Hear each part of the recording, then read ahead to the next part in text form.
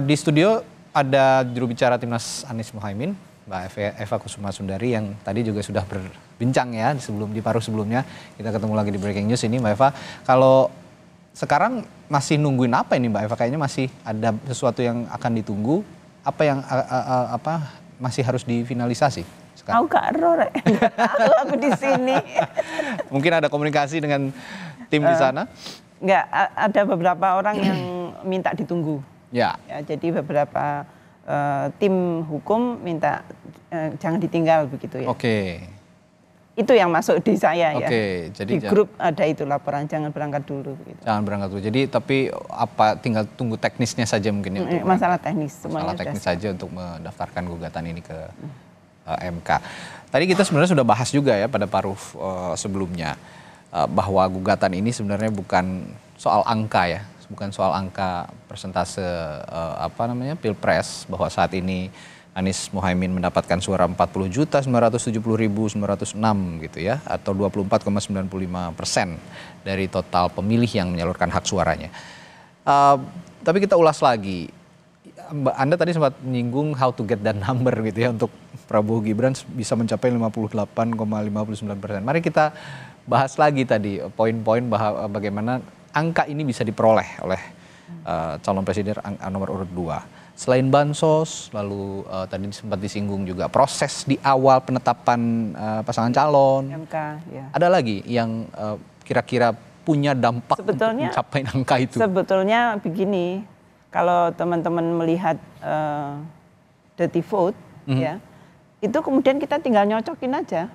Oh, ini ya katanya begini, dan itu memang terjadi di lapangan. Oke. Yang nggak dapat di dirty vote yang aku alami itu adalah, saya sebutnya ya, bukan hanya politik uang, tapi worse than that itu adalah tirani uang.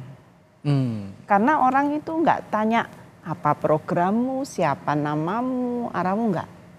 Jadi berapa yang akan disiapkan untuk hari H, istilahnya begitu. Itu bahasa tunggal, baik pelaku ya, caleg-caleg, baik pemilih, baik petugas pelaksana, itu semua bahasanya sama.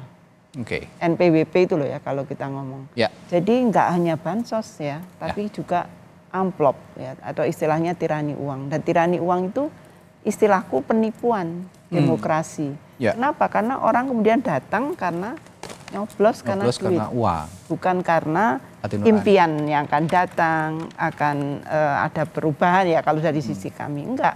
Tapi karena sudah terima duit maka dicoblos. Gitu. Oke. Dan pemilih itu perilakunya sudah sangat menyedihkan dibanding, saya ini kan veteran ya sejak 2004 ya. Itu sekarang ngomong, karena Mbak Eva nggak pakai duit sehingga Anda tidak menghormati pemilih. Sementara kita dulunya kita ngomong, because we honor you gitu kan, karena aku menghargai kamu, enggak mungkin dong kasih receh gitu ya. Jadi kebalik-balik deh. Itu istilahku bahasa tunggal ya di dalam pemilu ini. Jadi yang ASN juga minta, entah guyon sampai ASN juga minta. Demi Allah. Kemudian ada aparat desa juga ngomong, udah nggak usah turun, dicegat, minta berapa suara, sana sudah minta sekian suara. Artinya apa? Nanti yang bagi amplop para aparat ini. Oke.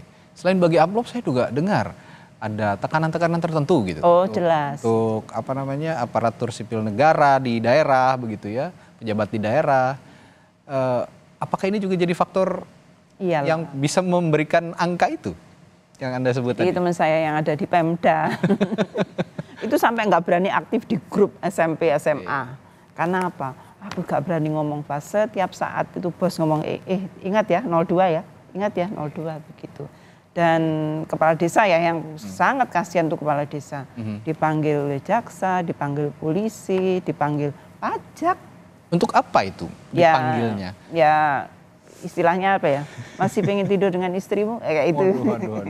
Itu beredar di di media sosial loh ya, bukan dari saya. Loh sampai segitunya. Tapi jadi ya, apakah ada apa istilahnya intimidasi ya? Intimidasi. Intimidasi, mobilisasi.